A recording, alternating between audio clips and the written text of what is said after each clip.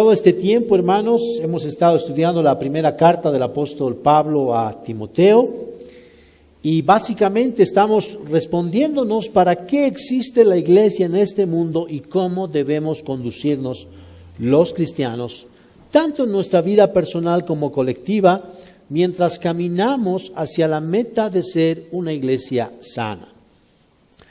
Y lo que hemos visto todo este tiempo es el sorprendente parecido que tenemos con la iglesia de Éfeso. Nosotros también somos acechados por los mismos pecados que nuestra hermana mayor. La semana pasada hemos visto las instrucciones de Pablo a Timoteo justamente de cómo debía conducirse en la iglesia del Dios vivo. Los cristianos no somos parte de una institución meramente humana. La iglesia no es un club donde puedes venir a demandar que las cosas sean de tu agrado y a tu medida. La iglesia es la casa del Dios vivo donde venimos a adorarle en un culto que requiere absolutamente todo de nuestra parte. Necesitamos estar conscientes que venimos ante la presencia del Dios vivo y verdadero, quien es el único verdaderamente santo, majestuoso y digno de una adoración verdadera. Los dioses falsos bien pueden recibir una adoración también falsa, pero no el Dios vivo y verdadero, quien nos ha rescatado pagando el altísimo costo de la sangre de su propio Hijo, con el propósito de transformarnos de los seres egoístas y ensimismados que somos en siervos útiles para su gloria. Dios nos salva a pecadores para que sigamos viviendo enfocados en nosotros mismos, sino para que aprendamos a vivir sacrificadamente sirviendo hacia todo aquel que el Señor agrega a su iglesia. Y es aquí en la iglesia que aprendemos a vivir en su presencia mediante el sacrificio de su Hijo y bajo su gobierno. Y para hacer eso, Dios limpia nuestra mente, nuestro corazón y corrige nuestra conducta por medio del Evangelio, desarrollando en nosotros un temor reverente ante su presencia. Y hermanos, necesitamos reaprender a vivir en la presencia del Señor bajo su gobierno. Y ese gobierno se manifiesta en su iglesia y por medio de su palabra que es predicada en cada culto. Así que con la gracia de nuestro Señor, hoy vamos a continuar en este proceso. Leamos la carta a Timoteo, capítulo 3, versículos 14 al 16. Te escribo estas cosas esperando ir a ti pronto.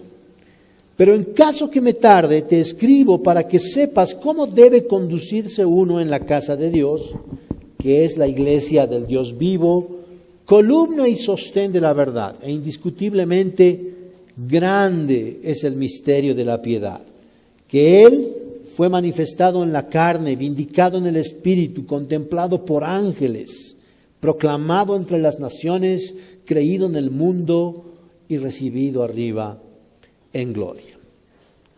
Les recuerdo que la semana pasada nos hemos quedado con el último punto de nuestro bosquejo en el tintero y hoy vamos a retomar con ese punto que nos hemos quedado sin exponer. Miren cómo aquí se cumple que los últimos serán los primeros. El último punto de la semana pasada viene a ser el primer punto hoy día en nuestro bosquejo. Así que tenemos básicamente, hermanos, dos cosas que aprender de nuestro texto. En primer lugar, la misión de la iglesia del Dios vivo en el versículo 15 y en segundo lugar, el misterio de la piedad en el versículo 16. Vamos a comenzar con la primera parte, el primer punto, la misión de la iglesia del Dios vivo. Pablo le dice a Timoteo, te escribo estas cosas esperando ir a ti pronto, pero en caso que me tarde, te escribo para que sepas cómo uno debe conducirse en la casa de Dios, que es la iglesia del Dios vivo, columna y sostén de la verdad. Recordemos que ya Pablo dijo en el capítulo 2 que Dios quiere que todos los hombres sean salvos y vengan al pleno conocimiento de la verdad. Y en esa ocasión Pablo describió la verdad como la realidad de que hay un solo Dios y un solo mediador entre Dios y los hombres, Jesucristo hombre. Esa es la verdad que los hombres deben conocer para ser salvos, dice el apóstol Pablo. Y dijimos al estudiar ese pasaje que la voluntad de Dios es que todos vengan al conocimiento de esta verdad única y absoluta que está revelada en la palabra de Dios y en la persona de su Hijo Jesucristo. Ahora lo que Pablo está haciendo, hermanos, es enriquecer mucho más el contenido de esta verdad a fin de que Timoteo y la iglesia en Éfeso aquilaten el peso de esa verdad para ver con claridad que este es un asunto sumamente serio y conlleva no solamente un privilegio, sino una enorme responsabilidad de la iglesia, que es guardar y defender esa única verdad. Por eso, Pablo una vez más utiliza otra metáfora para describir a la iglesia y él dice que es columna y sostén de la verdad. Entonces lo que vemos en esto, hermanos, es que una y otra vez el Espíritu Santo quiere hacernos ver la enorme importancia de la iglesia en el plan de redención de Dios. Y todas las imágenes que hemos visto hasta ahora están apuntando a eso. Ahora, cuando Pablo dice que la iglesia es columna y sostén de la verdad, se está refiriendo al ministerio práctico y moral que la iglesia debe cumplir en defensa de la única verdad del Dios vivo y verdadero que está revelada en su palabra y por medio de su Hijo Jesucristo. Ahora, lo que quiero aclarar aquí, hermanos, es que la iglesia no es la generadora de esta verdad, solamente es la portadora de la verdad. Es importante decir esto porque la Iglesia Católica ha construido el dogma de la infalibilidad papal y el dogma del magisterio, de la autoridad del magisterio de la Iglesia, para redefinir e interpretar la verdad de acuerdo al criterio del colegio cardenalicio en concordancia con el Papa. Entonces, eso es lo que no quiere decir este texto, porque la Escritura nunca habla de la iglesia como si ésta fuera infalible y perfecta. No es así, hermanos. Solamente basta ver un poco de historia para comprobar que ninguna iglesia cristiana a lo largo de la historia ha sido infalible, sino que una y otra vez se han desviado hasta llegar a enseñar doctrinas antibíblicas. Y la misma iglesia de Éfeso es una evidencia que eso es verdad. Ahora, una cosa que nos debe quedar muy clara aquí, hermanos, es que mientras los cristianos estemos en este mundo lidiando constantemente con el pecado que nos asedia, no vamos a encontrar una iglesia perfecta. Eso no existe. Si tú vas a una iglesia que es perfecta, la vas a arruinar. ¿Por qué? Porque tú eres pecador. Y la iglesia es el lugar donde nos congregamos los pecadores. Entonces, lo que sí significa que la iglesia es columna y sostén de la verdad, es que la iglesia tiene el enorme privilegio y responsabilidad de mantener en alto la verdad y la pureza del Evangelio para su propia edificación y para la salvación de los pecadores. Entonces, nuestra aspiración como gracia sobre gracia, hermanos, no es llegar a ser la iglesia perfecta, porque eso no es posible en este mundo, sino es caminar lo más fielmente posible conforme a la palabra de Dios, aun pese a nuestras limitaciones e imperfecciones. Nuestra aspiración como iglesia, hermanos, es que conozcamos profundamente la palabra de Dios para que podamos ser fieles guardianes de esa verdad. Eso es lo que Pablo nos está diciendo, que hemos sido puestos para defender la verdad de Dios. Y hermanos, no debemos olvidar que la iglesia en Éfeso estaba siendo atacada por falsas doctrinas y que la misma iglesia se había hecho de la vista gorda de todos esos problemas.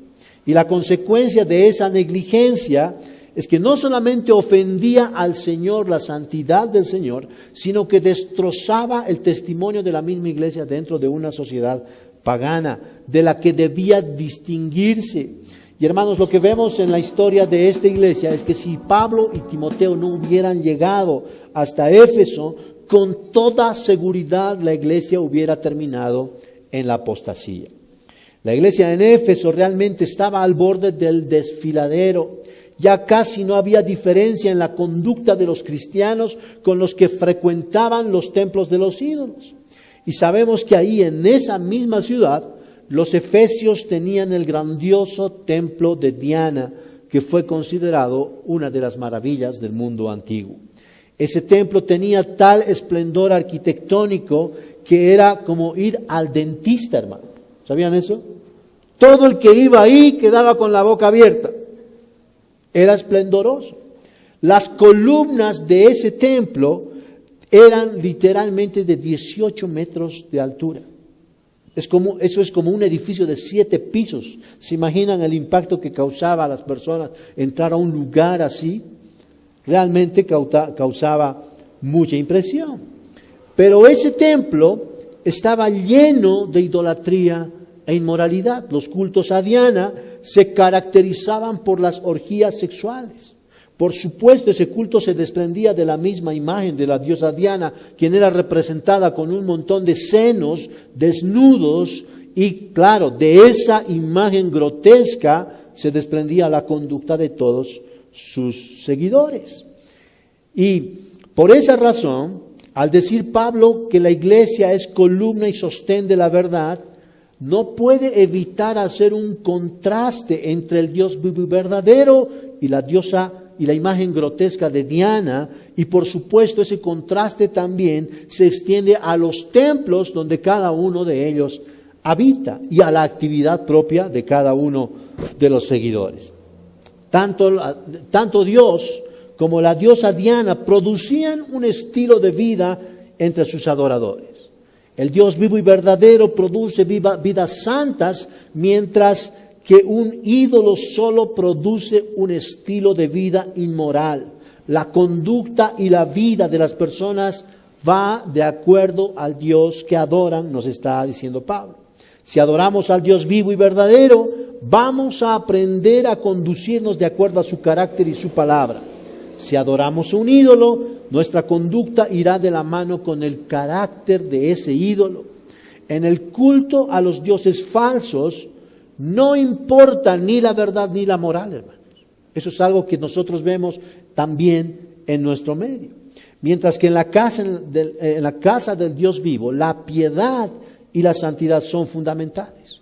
Y la iglesia tiene la misión de defender, proclamar y vivir esa verdad.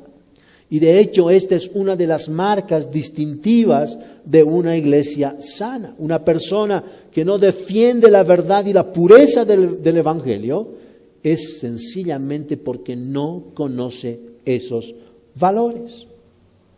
Agustín de Hipona, uno de los cristianos más ilustres de la historia, decía: la verdad es la afirmación de lo que es. Ahora ya hemos visto y hemos desarrollado este concepto de la verdad cuando hemos estudiado la epístola a los Efesios.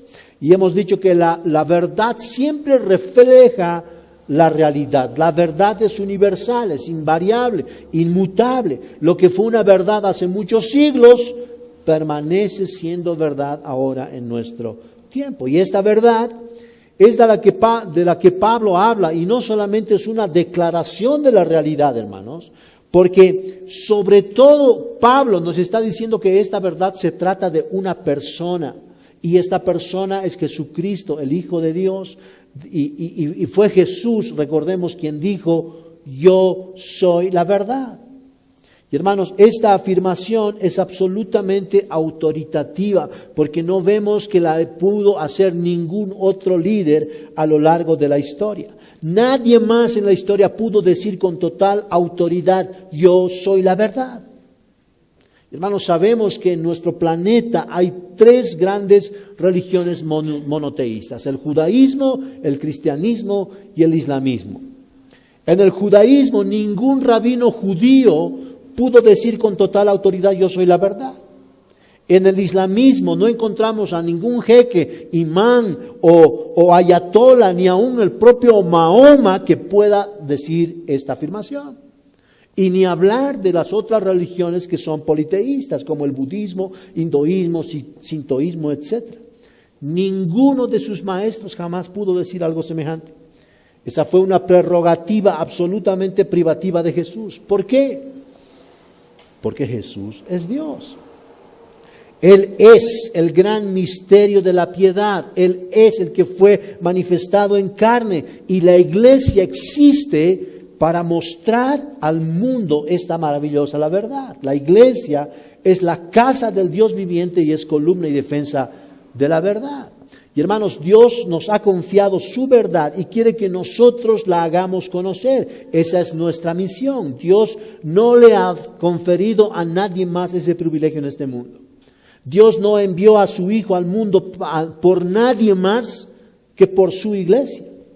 Dios no se propuso redimir pecadores para que anduvieran vagando por el mundo sin rumbo en solitario. Hermanos, cuando Dios salva a los pecadores, no es que los deja por ahí dando vueltas por el mundo sin orientación. No, hermanos, cuando Dios salva a un pecador, lo trae a su familia, a su casa, a su iglesia, donde Él mismo le equipa por medio de pastores y maestros para que Él mismo sea puesto como el centro de sus vidas. Y Efesios 4:11 nos dice que Dios equipa a los santos para la obra del ministerio. Entonces, Dios, hermanos, ha prometido rescatar individuos de cada pueblo, tribu y nación para insertarlos en su iglesia como miembros vitales de un cuerpo orgánico espiritual, donde todos tenemos que aprender a funcionar coordinadamente junto a los otros miembros, sirviéndonos mutuamente para honrar al Señor que nos rescató. Es en la iglesia donde aprendemos la sana doctrina. Es en la iglesia donde aprendemos a amar y a vivir la sana doctrina, hermanos. Y ustedes ya saben que los católicos aman, por ejemplo, a María, ¿verdad? ¿Saben eso, cierto? Aman a María. Leí que en las Filipinas ahora mismo están construyendo una estatua de la Virgen María que mide 100 metros de altura, hermanos. Va a batir el récord de todas las estatuas. Ahora yo pregunto, ¿a quién puede salvar María? A nadie. ¿A quién puede transformar María? Pues a nadie. Ahora miren qué interesante es esto, que a esta Virgen que están construyendo ahí en Filipinas, ¿saben qué le dicen? La madre de toda Asia. Ahora eso es una locura porque eso es lo que decía Demetrio en su tiempo en la iglesia de Éfeso, que Diana era la madre venerada de toda Asia y la honraba todo el mundo. Ahora el punto es, hermanos, de todo esto, es que así como los católicos aman a María, los cristianos amamos a Susana. ¿Sabían eso? Ese es un mandamiento, hermanos. No sabían, ¿no? Sí, hermanos, amamos a su sana doctrina. Eso es lo que amamos los evangélicos. Ahora, cuando aprendemos a amar esa sana doctrina, hermanos, también aprendemos a amarla, a defenderla, y eso se convierte en nuestra misión, en nuestra vida y en nuestra razón de ser y vivir. Y hermanos, hacemos eso porque para eso existimos. La iglesia sostiene la verdad del evangelio, la levanta al alto, la proclama y la vive. De eso se trata la vida cristiana. Hermanos, la iglesia debe proteger la sana doctrina y levantarla en alto por medio de la proclamación del evangelio y una vida ejemplar. Y miles de cristianos han entregado sus vidas a esta causa. El propio Pablo, hermanos, unos años después de escribir esta carta que estamos estudiando, fue decapitado por el emperador Nerón. ¿Por qué? Por la causa del evangelio. Y de ahí en adelante miles y miles de cristianos fueron perseguidos y martirizados. ¿Por qué? Porque ellos no callaron la verdad de Dios y porque ellos supieron defender la verdad de Dios aún a costa de sus vidas. Saben, estuve viendo un estudio que data del 2002, donde los expertos dicen que en la historia de la iglesia hay más o menos unos 70 millones de mártires. Por supuesto, esa cifra es sorprendente, pero ¿saben? No es algo que los hombres podamos saber, eso es algo que está solamente en el conocimiento de Dios. Porque si empezamos a contar los mártires desde el primero, que fue Abel, hermanos, ¿quién puede saber la cantidad de personas que han muerto por la causa de Dios, por defender la verdad de Dios? Entonces, el punto de todo esto, hermanos, es que la historia de la iglesia está teñida y escrita con sangre. La sangre del Señor Jesucristo y la sangre de todos los mártires que estuvieron dispuestos a morir por su causa, por su nombre, por su evangelio. Ellos se tomaron muy en serio la misión de ser columna y sostén de la verdad. Ahora, hermanos, nosotros estamos muy lejos de ese cristianismo. Nosotros estamos viviendo en una cómoda burbuja evangelicota. A duras penas estamos leyendo la Biblia. Nos hacemos rogar para leer la Biblia. Algunos parecen católicos. Una vez a la semana abren su Biblia. No nos interesa leer. Y lo grave, hermanos, es que pensamos que somos cristianos. Eso es lo más grave. Miles y miles de personas creen que son cristianas solamente por el hecho de asistir de vez en cuando a la iglesia. Pero a la hora de proclamar y defender esta verdad de Dios, nada. No hay evidencias. ¿Por qué? Porque ni siquiera conocen la verdad. Dicen que creen en el Dios de la verdad, pero no conocen la verdad de Dios. Ahora, eso es totalmente contradictorio, ¿cierto?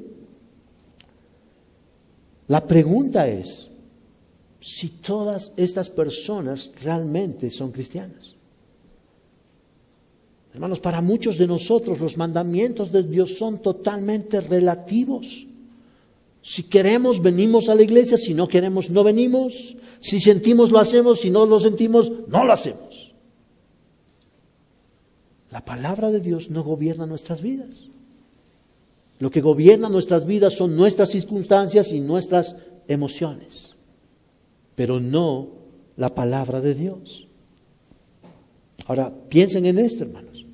Si a muchos de nosotros nos cuesta dejar la almohada para venir al culto el domingo y relacionarnos con los que se suponen que son nuestros hermanos, aquí dentro de la iglesia, para conocernos y edificarnos, imagínense lo que pasa afuera.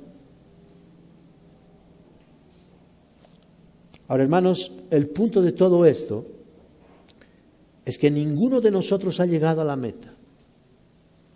No somos lo que deberíamos ser, ni estamos donde deberíamos estar. Esa es una verdad que regula nuestra vida, tanto en el nivel colectivo como iglesia, como en nuestra vida personal.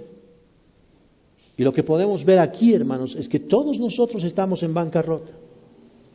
Realmente estamos en bancarrota. Pero nuestra aspiración no debe estar gobernada siquiera por nuestra bancarrota. ¿Saben por qué debe estar gobernada? Por lo que Dios quiere que seamos. Por eso debe estar gobernada nuestra vida. No somos lo que debemos ser y no estamos donde debemos estar. Pero Dios nos quiere llevar hasta ese lugar, hermanos. Y eso es lo que debe gobernar nuestra aspiración. Yo recuerdo que cuando recién me convertí, fui como al día siguiente, creo, a visitar a un amigo y le dije: oye, me convertí en cristiano, y estaba feliz. Me dijo: a ver, ok, ¿en qué crees, pues? Dame tu confesión de fe. Y yo no supe qué responderles, hermanos. No sabía qué decir. Ahora, las palabras de ese amigo fue las que Dios usó para que yo me pusiera a estudiar la Biblia de verdad. Y vemos que el apóstol Pedro, en su primera epístola 3:15, dice que debemos presentar razón de nuestra fe ante quien nos lo demande. ¿Y quiénes están preparados para hacer eso? Los que leen y estudian la palabra de Dios. No los cristianos que vienen de vez en cuando a la iglesia. No, hermanos. Dios nos ha encomendado su verdad para protegerla, para cuidarla, para amarla. Pero jamás vamos a llegar a eso si no empezamos a estudiar la palabra de Dios. Jamás vamos a llegar a eso. Ahora, lo que podemos ver es que tenemos mucho trecho por recorrer, hermanos. Mucho trecho por conocer la verdad de Dios, para atesorarla y defenderla. Hay una verdad que Dios le ha confiado a su iglesia y nuestra misión tiene que ver con proclamar y defender esa verdad. Y hermanos, esta misión no es una iniciativa humana, no es un deseo de un hombre, no es el deseo del pastor que quiere llevarlos a leer su Biblia. Esta es la voluntad revelada de Dios, hermanos. Y esta verdad de Dios se desprende del más grande de los misterios, del misterio de la piedad, como Pablo lo llama en el versículo 16. Y de eso nos vamos a ocupar en nuestro segundo punto, el misterio de la piedad. Dice Pablo, e indiscutiblemente grande es el misterio de la piedad. Él fue manifestado en la carne, vindicado en el Espíritu, contemplado por los ángeles, proclamado entre las naciones, creído en el mundo, recibido arriba en gloria. Hermanos, todo el Antiguo Testamento muestra la historia de Dios viniendo, acercándose al ser humano. Dios vino a buscar a Adán, Dios vino a buscar a Enoc, a Noé, a Abraham y así sucesivamente. Y eso es lo que vimos hace un par de semanas cuando hablamos de la casa de Dios, si recuerdan. Una y otra vez Dios mostrando, revelando su voluntad de vivir en medio de sus criaturas rebeldes. Todo el Antiguo Testamento vemos que Dios también anuncia que iba a venir un día de una visitación especial. Según los profetas, esta visitación unas veces iba a ser para salvación y otras veces iba a ser una visitación de juicio. Los profetas del Señor hablaron en este sentido de la visita del Señor, tanto como un avivamiento como el día de su ira. El punto es que siempre hubo en el pueblo de Dios la noción de que Dios iba a visitar a su pueblo. Desde la profecía fundacional del cristianismo que está en Génesis 3:15, donde dice que la simiente de la mujer aplastará la cabeza de la serpiente, los profetas del Señor sabían que en algún momento un Mesías de Dios iba a venir. Escuchen lo que dice Pedro, por ejemplo, en su primera epístola. Los profetas que profetizaron esta gracia destinada a la iglesia, inquirieron y diligentemente indagaron acerca de esta salvación, escudriñando qué persona y qué tiempo indicaba el Espíritu que estaba en ellos, el cual anunciaba de antemano los sufrimientos de Cristo y las glorias que vendrían tras ellos. Y hermanos, este ciertamente fue un gran misterio para los profetas. Y por eso ellos indagaron diligentemente quién sería y en qué tiempo vendría este Mesías. Ahora, imagínense, por ejemplo, cuando Isaías profetizó ahí en el capítulo 9, donde dice, porque un niño nos es nacido, hijo nos es dado, y el principado sobre su nombre, y se llamará su nombre admirable, consejero, Dios fuerte, Padre eterno, príncipe de paz. Lo dilatado de su imperio y la paz no tendrán límite sobre el trono de David, sobre su reino, disponiéndolo y confirmándolo en juicio y en justicia desde ahora para siempre. El celo de Jehová de los ejércitos hará todo eso. Entonces estaba ahí Isaías pensando, ¿quién es este niño? ¿Y por qué se le dice admirable consejero? Este es un niño, pero también se le dice Dios fuerte, Padre eterno y príncipe de paz. ¿Cómo es que a este niño se le pueden atribuir los nombres de Dios? ¿Qué significa todo esto? ¿Pueden ver eso, hermanos? Para Isaías eso era totalmente incompatible, porque él profetizó de un niño que también es llamado Dios. Profetizó de un rey glorioso que al mismo tiempo es un siervo sufriente. ¿Cómo es que todo eso se puede conjugar? Ahora, lo más seguro, hermanos, es que Isaías no entendía plenamente todo eso. Qué misterio para Isaías y todos los demás profetas que hablaron del Mesías. Obviamente jamás ninguno de ellos se imaginó que el gran yo soy, el que se presentó a Moisés en una zarza ardiente, el Dios todopoderoso, que los cielos de los cielos no lo pueden contener. Jamás ninguno de ellos se imaginó que ese Dios infinito se haría hombre. Eso fue un misterio absoluto para ellos. Nadie se imaginó. Ahora, hermanos, una de las cosas más increíbles de la Biblia es que puede decir tantísimas cosas, encerrar tantísimas verdades en solamente una frase. Y ese fenómeno, hermanos, es tan evidente justamente aquí en este versículo. Porque ¿saben lo que está haciendo Pablo? Básicamente, hermanos, nos está dando la biografía de Cristo en un versículo. Eso es increíble. Ahora, todos sabemos que una biografía bien puede ocupar un libro, ¿verdad? Hay tantas cosas que decir de la vida de una persona. Hay tantas cosas que subrayar en la vida de una persona. Y eso es básicamente lo que está haciendo Pablo, pero en un solo versículo. Nos está dando el recorrido del Hijo de Dios desde la eternidad hasta la temporalidad y desde la temporalidad hasta la eternidad de retorno nuevamente. Y hermanos, ¿quién puede hacer eso? Solamente Dios. Ahora, obviamente, no es un misterio que Dios haga algo sobrenatural. Creo que hasta el más ignorante de los seres humanos puede saber eso. Dios tiene el poder para hacer cosas sobrenaturales. El punto aquí, hermanos, lo sobrenatural, lo inaccesiblemente misterioso para la mente humana, es que ese Dios infinito se haga hombre. Y Pablo está diciendo que este es el más grande de los misterios. Este es el más grande de los misterios.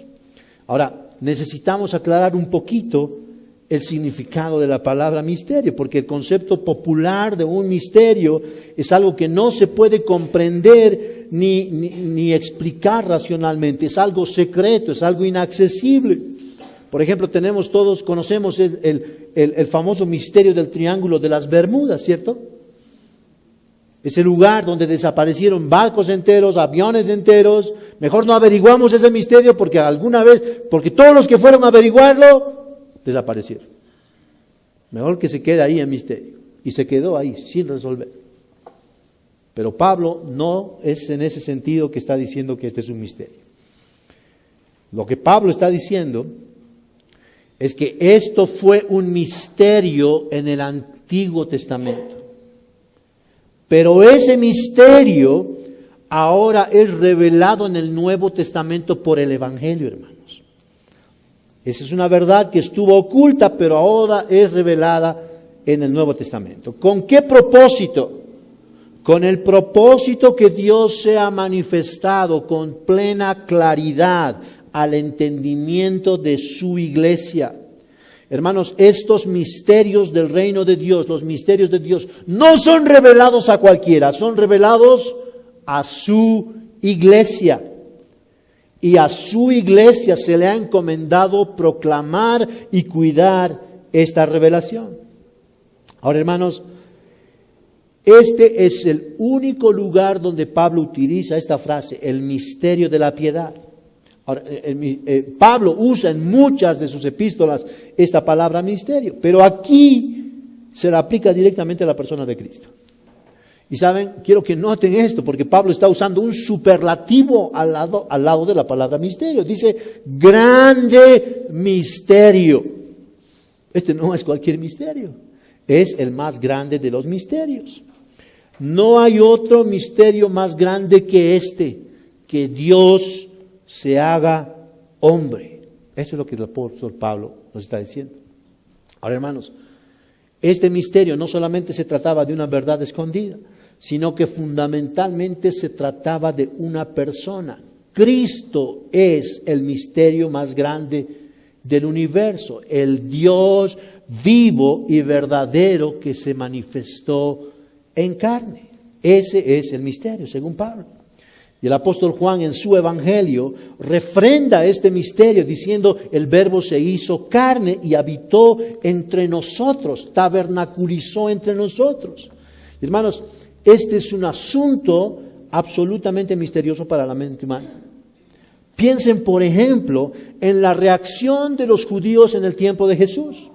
Para ellos era absolutamente imposible concebir que Dios haya venido en forma de hombre. Cuando Jesús demostró y dijo que era el Hijo de Dios, ellos le dijeron: tú estás blasfemando, porque tú te estás haciendo igual a Dios. Para ellos era imposible concebir que el Dios de Israel, el que los sacó con mano fuerte de Egipto, viniera a su pueblo como un hombre. Y ellos le dijeron: no te apedramos por ninguna obra buena, sino por blasfemia, porque tú, siendo hombre, te haces Dios. Ahora, esto por supuesto ilustra muy bien el hecho de que el hombre natural no puede entender las cosas de Dios, porque para él son locura. Y no las puede discernir porque no tiene la capacidad para entender. ¿Cómo es posible que el Dios infinito se haga pequeñito?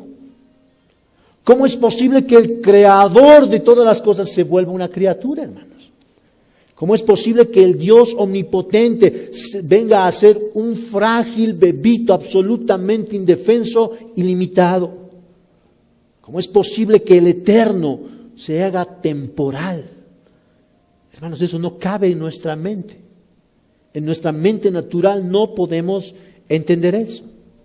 Y hermanos, un misterio de tal magnitud no puede ser descubierto por el hombre por su propio esfuerzo.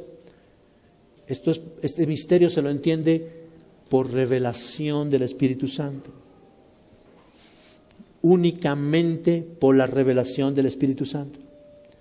Ahora, es importante que notemos que Pablo está poniendo este misterio en 6 frases que tienen un significado y una profundidad, hermanos, increíble. ¿Saben qué? Nos pasaríamos el 2020 examinando este versículo. Pero tenemos que abreviar todo eso. Miren las 6 frases. Dice Pablo: Él fue manifestado en carne, primero. Segundo, vindicado en el Espíritu. Tercero, contemplado por los ángeles. Cuarto, proclamado entre las naciones. Quinto, creído en el mundo. Sexto, recibido ahí arriba en gloria. Ya vimos lo que significa manifestado en carne. Ahora veamos qué significa vindicado en el Espíritu. La palabra griega que se usa aquí para traducir vindicado es dikaio. Eso significa justificar, autenticar, hermanos. Y esta palabra aplicada a Cristo significa que Dios el Padre dio testimonio de que Él, Jesucristo, era verdaderamente su Hijo. Ese fue un testimonio público sobre Jesús. Y eso básicamente ocurrió en 3 momentos claves de su vida: en su bautismo, en la transfiguración y en su crucifixión. Y un día antes de su crucifixión. En su bautismo el Padre dijo: este es mi Hijo amado en quien tengo complacencia. Y todo el mundo lo oyó. Todo el mundo lo oyó. En la transfiguración el Padre dijo: este es mi Hijo amado en quien tengo toda mi complacencia. A Él, oigan, ¿quiénes fueron testigos de eso? Los 3 discípulos íntimos de Jesús. Estaban Pedro, Juan y Jacobo. Y finalmente, cuando Jesús anunció su muerte públicamente y le oró al Padre, el Evangelio de Juan, capítulo 12, versículo 28, dice esta oración: Padre, glorifica tu nombre. Entonces vino una voz desde el cielo que dijo: lo he glorificado y de nuevo lo glorificaré. Y el apóstol Juan nos dice que toda esa multitud que estaba ahí escuchó esa voz del cielo. ¿Qué estaba haciendo Dios? Estaba autenticando que Él era su propio Hijo. Y hermanos, es con toda esta base escritural que Pablo puede decir en Romanos 1:4 que Jesús fue declarado Hijo de Dios conforme al poder del Espíritu de santidad por la resurrección de entre los muertos. Entonces, hermanos, Jesús no solamente fue un hombre que dijo ser el Hijo de Dios, y no solamente que su Padre lo vindicó públicamente como tal, sino que Él mismo comprobó ser el Hijo de Dios, no solamente por los milagros que hizo durante toda su vida y toda la autoridad que tenía sobre la naturaleza, sobre la muerte, sobre la enfermedad, etcétera, etcétera, sino por su propia resurrección de los muertos. Él fue el único hombre del que se puede decir con absoluta certeza que su tumba está vacía. No hay otra tumba vacía en el mundo, hermanos. En toda la historia, ningún hombre tuvo el poder para resucitar, tal como Él lo había anunciado. ¿Quién es ese hombre? Dios hecho hombre, Jesús, el Dios hombre. Luego tenemos esta tercera frase de Pablo, que es contemplado por ángeles. Y hermanos, esto sucedió en muchísimas oportunidades en la vida de Jesús, pero quiero citarles algunos ejemplos. Eso sucedió en su nacimiento, en su tentación, en el jardín de Getsemaní, en su resurrección y también en su ascensión. Lucas, por ejemplo, nos relata en su evangelio que el nacimiento de Cristo estuvo rodeado de la gloria de Dios y de una multitud de ángeles que estaban cantando gloria a Dios en las alturas y en la tierra paz entre los hombres en quienes Él se complace.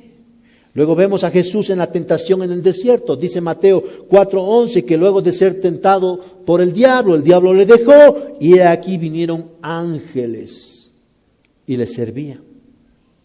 Y también vemos cuando Jesús, una noche antes de su muerte, estaba en el jardín del Getsemaní, sudando gotas de sangre que caían en tierra. Dice Lucas 22:43, que se le apareció un ángel del cielo para fortalecerle. La cuarta ocasión de la presencia de ángeles en la vida de Jesús es cuando Él salió triunfante de su tumba. Marcos 15 nos cuenta que 3 mujeres fueron llevando especias para el cuerpo muerto de Jesús, pero no lo hallaron. ¿Qué encontraron allí? Un ángel. Y ese ángel les dijo claramente, ellas se asustaron, pero les dijo, no os asustéis, buscáis a Jesús Nazareno, el crucificado, ha resucitado, no está aquí, mirad el lugar donde le pusieron. Y una quinta vez que las Escrituras nos muestran la relación de Jesús con los ángeles, es cuando Él ascendió al Padre. Hechos 1:9 nos dice que mientras los discípulos miraban fijamente viendo al Señor que estaba siendo elevado al cielo, Él ascendía. Y aconteció que se presentaron junto a ellos 2 varones de vestiduras blancas que les dijeron, varones Galileos, ¿qué estáis mirando al cielo? Este mismo Jesús que ha sido tomado de vosotros al cielo, vendrá de la misma manera, tal como le habéis visto ir al cielo. Y hermanos, una cosa maravillosa encontramos en la primera epístola del apóstol Pedro, y dice que mientras los profetas escudriñaban qué persona y qué tiempo indicaba el Espíritu de Cristo dentro de ellos al predecir los sufrimientos de Cristo y las glorias que seguirían, Pedro sigue y dice que aún los ángeles anhelaban mirar este misterio de la piedad. Y hermanos, no estamos hablando de ningún texto donde se involucra a los ángeles y su relación con el Hijo de Dios. Solamente hemos visto unos cuantos pasajes del Nuevo Testamento. Y hermanos, este gran misterio era tan grande que ni siquiera los ángeles podían comprenderlo. Los ángeles tampoco tenían la capacidad de entender el hecho de que Dios estaba siendo hombre. ¿Y para qué? Para venir a salvar pecadores detestables, rebeldes. ¿Qué gran misterio es este? Ahora miren esto, hermanos. Este misterio solamente se le reveló a la iglesia. Y miren este privilegio. Solamente en la iglesia tenemos acceso a los misterios de Dios. Eso no está revelado a nadie más en este mundo. La iglesia es la poseedora de este sublime misterio. Y la razón por la que vamos a celebrar Navidad no es por la fecha, hermanos. Vamos a celebrar que el Dios vivo y verdadero se hizo hombre, vino en la forma de un bebé y vino a hacer eso porque Él ama su gloria. Esa es la razón. Por amor a su nombre. Pablo dice en Efesios 3:9 que ese misterio estuvo oculto por muchos siglos, pero ahora Dios lo sacó a la luz a fin de que su infinita sabiduría sea dada ahora a conocer por medio de su iglesia. ¿Y a quiénes hay que hacer conocer estas cosas, Pablo? A los principados y a las potestades. Hermanos, ¿quién tiene ese privilegio sobre esta tierra? Solamente la iglesia del Señor Jesucristo. Hermanos, toda esta revelación está en su palabra. Ahora la pregunta es, ¿por qué somos tan incrédulos de no estudiarla? ¿Por qué las baratijas de este mundo nos distraen con tanta facilidad? ¿Por qué no tenemos el anhelo, el deseo de sumergirnos en su palabra para conocer estas maravillosas gemas del Evangelio? Hermanos, Pablo en Corintios dice que cosas que ojo no vio, ni oído oyó, ni han subido a corazón de hombre son las que Dios ha preparado. ¿Para quiénes? Para los que le aman. Y hermanos, esa promesa que Dios hace no es para el futuro, no es para la glorificación. Esto es para ahora, siempre y cuando nos sumerjamos en la palabra de Dios, estudiarla y meditarla. Siempre y cuando ocurra eso, encontraremos esas cosas que ojo no vio, ni oído oyó, ni han subido al corazón de hombre. Pero claro, estamos tan ocupados con las cosas de este mundo que no tenemos tiempo para eso. Ahora veamos lo que dice en esta frase, proclamado entre las naciones. Hermanos, esta sí que es una profecía muy antigua.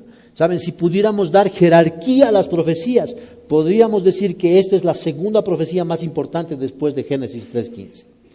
Dios le dijo a Abraham, en ti serán benditas todas las familias de la tierra. Y hermanos, esa profecía recorrió todo el Antiguo Testamento. El mismo nieto de Abraham, Jacob, en su lecho de muerte profetizó, el cetro no se apartará de Judá, ni la vara de gobernante de entre sus pies hasta que venga Silo. A él sea toda la obediencia de las naciones. ¿De quién estaba hablando Jacob? Silo es Jesucristo. Él es el rey ante quien las naciones se iban a postrar. Luego tenemos los salmos y los profetas repitiendo y recordando que eso ocurriría. Por ejemplo, tenemos el Salmo 72, donde dice, póstrense ante él los reyes de la tierra, sírvanle todas las naciones. Ahora podría citarles muchos ejemplos de los profetas, pero basta con Oseas. Dice, y diré al que no era mi pueblo, tú eres mi pueblo, y él dirá, tú eres mi Dios. ¿De quién estaba hablando Oseas? De los gentiles. Hermanos, Isaías, Jeremías, Amós, Miqueas exactamente predijeron que las naciones iban a adorar al Dios vivo y verdadero. Y cuando llegamos al final de la Biblia, encontramos que ahí en Apocalipsis 7:9 dice, después de esto miré y vi una gran multitud que nadie podía contar, de todas las naciones, tribus, pueblos y lenguas, que estaban de pie delante del trono del Cordero, vestidos con vestiduras blancas y con palmas en las manos, y clamaban a gran voz diciendo, la salvación pertenece a nuestro Dios y al que está centrado en el trono y al Cordero. Las naciones adorando a Jesucristo. Y hermanos, estas naciones están ahí adorando al Señor porque les fue proclamado este evangelio del que Pablo está hablando. ¿Se dan cuenta de eso, hermanos? ¿Por quién fue proclamado este evangelio? Por la iglesia. ¿A quién le fue dado el privilegio de anunciar a las naciones el misterio de Cristo? A la iglesia, hermanos. Entonces, como ese evangelio fue proclamado, también fue creído en el mundo, lo cual nos lleva a la quinta frase de Pablo. Por supuesto, ese fue el resultado del mandamiento del Señor antes de su partida. Él dijo la gran comisión y les dijo, toda autoridad me ha sido dada en los cielos y en la tierra. Por tanto, id, predicad este evangelio a todas las naciones, bautizándolos en el nombre del Padre, del Hijo y del Espíritu Santo. ¿Quién fue a predicar esa palabra? ¿Quién fue a proclamar esta verdad? La iglesia, hermanos. Y por eso experimentamos la compañía de Jesús hasta el fin del mundo. Y hermanos, todo eso sucedió como el Señor lo mandó. Esos insignificantes pescadores fueron a predicar el Evangelio bajo el poder del Espíritu Santo. Su Evangelio fue predicado por Pablo y sus acompañantes, entre los cuales estaban muchos: Lucas, Bernabé, Marcos, Apolos, Priscila, Aquila, etc. Tantos otros en el Nuevo Testamento, hermanos. ¿Saben? John Fox dice en su libro Los Mártires que la historia de cómo terminaron los apóstoles, muchos de ellos dicen: Judas fue crucificado en Edesa en el año 72. Bartolomé fue hasta la India y allí fue cruelmente azotado y luego crucificado por los idólatras. De Tomás, el incrédulo, el que quería meter sus dedos en los agujeros de la mano de Jesús. Dice que él llegó hasta Partia y la India, y donde también fue martirizado y atravesado con una lanza. El médico Lucas, autor del Evangelio y del libro de los Hechos, terminó colgado de un árbol de olivo en Grecia. Simón el Celote llevó el Evangelio hasta Mauritania, África, y se piensa que incluso también a Gran Bretaña, donde también murió crucificado tal como su maestro. Y finalmente, el último de los apóstoles, Juan, el discípulo amado del Señor, él fundó las iglesias de Pérgamo, Esmirna, Sardis, Filadelfia, Laodicea y Tiatira. Él fue el fundador de esas iglesias. Y la tradición dice que cuando fue enviado a Roma, fue echado a un caldero de aceite hirviendo, del que milagrosamente escapó, y luego Domiciano lo envió a la isla de Patmos exiliado. Y ahí en la isla de Patmos, Juan recibió la revelación de Jesucristo. Y ese es el libro del Apocalipsis. Y hermanos, todo esto ocurrió. ¿Saben por qué? Porque Jesús fue recibido arriba en gloria. Jesús fue recibido arriba en gloria. Y hermanos, no hay nada más grande para un pecador en todo el universo que morir siendo parte de este gran misterio que es Dios hecho hombre. Y hermanos, todo eso sucedió conforme a lo que Dios prometió en el Antiguo Testamento. Todas las profecías del Mesías se cumplieron al pie de la letra, sin faltar ni una sola de ellas. Ahora, hermanos, vean que hay una razón muy particular por la que el Espíritu Santo le inspira a Pablo escribir este misterio aquí en este texto.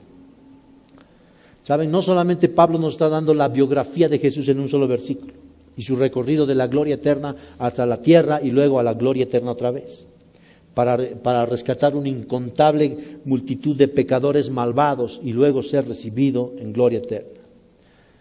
¿Recuerdan la oración del Señor Jesús en Juan 17? Escuchen lo que dice: Padre, la hora ha llegado. Glorifica a tu Hijo para que el Hijo te glorifique a ti, por cuanto le diste autoridad sobre todo ser humano para que dé vida eterna a todos los que tú le has dado. Y esta es la vida eterna, que te conozcan a ti, el único Dios verdadero, y a Jesucristo a quien has enviado. Yo te glorifiqué en la tierra, habiendo terminado la obra que me diste que hiciera, y ahora glorifícame tú, Padre, junto a ti, con la gloria que tenía contigo antes que el mundo existiera. ¿Ven eso, hermanos? ¿Qué mente puede entender eso? Solamente una mente redimida, una mente que ha sido iluminada por el Espíritu Santo. El Hijo de Dios hizo el más extraordinario recorrido de la eternidad a la temporalidad y de la temporalidad a la eternidad. ¿Y por qué? Porque de tal manera amó Dios al mundo que dio a su único Hijo, para que todo aquel que cree en Él no se pierda, mas tenga vida eterna.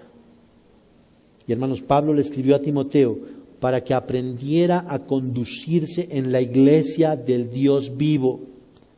¿Quién es ese Dios vivo? Jesucristo. Jesucristo. Y hermanos, fue tan necesario que Dios se hiciera hombre. ¿Saben por qué? Porque absolutamente nadie más puede pagar la multitud de tus pecados. Tus pecados son infinitos. ¿Sabes por qué? porque has pecado contra un Dios que es absolutamente infinito. Tu deuda con Dios es infinita. Y nadie más que el Hijo de Dios podía pagar esa deuda. Hermanos, el hombre pecó, el hombre tenía que pagar por ese pecado. Pero no un hombre cualquiera. Tenía que ser un hombre perfecto, íntegro, santo. Uno que fuera ofrecido como cordero sin mancha, sin mácula, un cordero perfecto. Solamente Él podía satisfacer la ira de Dios, solamente Él podía satisfacer la justicia de Dios que demanda un pago por tu pecado. Solamente Él podía hacerlo. Ahora, hermanos, no olvidemos que Pablo ha estado insistiendo mucho en la relación que tiene la sana doctrina con la vida cotidiana del cristiano.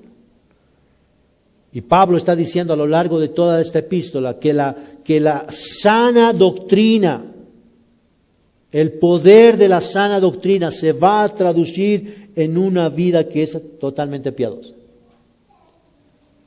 Hermanos, pensando en esto, no existe forma más sublime para ilustrar la relación que tiene la sana doctrina, el poder del Evangelio, con una vida transformada que la persona y la obra del Señor Jesucristo. Esa es la verdadera piedad. Hermanos, ¿cuánto necesitamos nosotros aprender de esto? Dice Pablo en Filipenses: haya pues en vosotros esta actitud que hubo también en Cristo Jesús, el cual, aunque existía en forma de Dios, no consideró el ser igual a Dios como cosa a que aferrarse, sino que se despojó de sí mismo, tomando forma de siervo, haciéndose semejante a los hombres, y hallándose en forma de hombre, se humilló a sí mismo, haciéndose obediente hasta la muerte y muerte de cruz. ¿Para quién es eso? Para los cristianos. No es para los impíos no tienen la capacidad de humillarse. No pueden ver la gloria de Dios. Ahora hay un propósito clave que Pablo también menciona. El versículo 10 dice: para que en el nombre de Jesús se doble toda rodilla de los que están en los cielos y en la tierra y debajo de la tierra, y toda lengua confiese que Jesucristo es el Señor, para gloria de Dios Padre. Hermanos, ese es el misterio de la piedad. Nuestro Jesucristo, nuestro Dios, a quien adoramos, a quien le rendimos nuestra vida y por quien renunciamos a todas las baratijas que este mundo nos ofrece. Vamos a orar.